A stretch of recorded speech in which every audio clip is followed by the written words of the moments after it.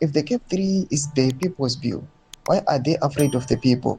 Zadabina mashoko bretu panapa na Lieutenant General Wiswas Mabranga. But subscribe or like out on the bill. I cannot chiti. I've spent decades in uniform studying the relationship between a government and its people. I have read military doctrine. I have studied the psychology of power. And I want to tell you something that every general knows, but few politicians will admit. When a government deploys security forces before a protest happens, that government is not confident, that government is afraid.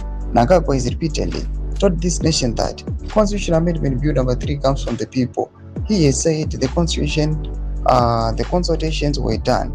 He has said Zimbabweans want this. He has said this is a people-driven process. Then, why I ask with the full weight of my years of service, why is the Zimbabwe Republic Police issuing warnings before a single person is taken to the streets? You do not warn people away from something they want. You do not deploy officers in the CBD to protect a bill that the people supposedly love.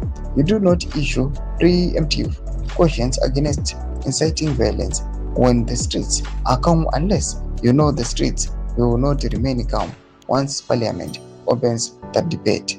The police statement has told us everything we needed to know, more than any press conference, more than any ZANU-PF rally. The security establishment itself has confirmed what constitutional lawyers, war veterans, church leaders, retired officers, and ordinary Zimbabweans have been saying for months. CAB3 does not have the people's mandate. If it did, there would be no need for warnings. If it did, there would be no need for a police presence in the CBD.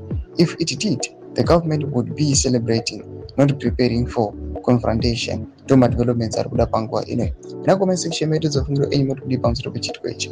So subscribe or like, or channel on the video.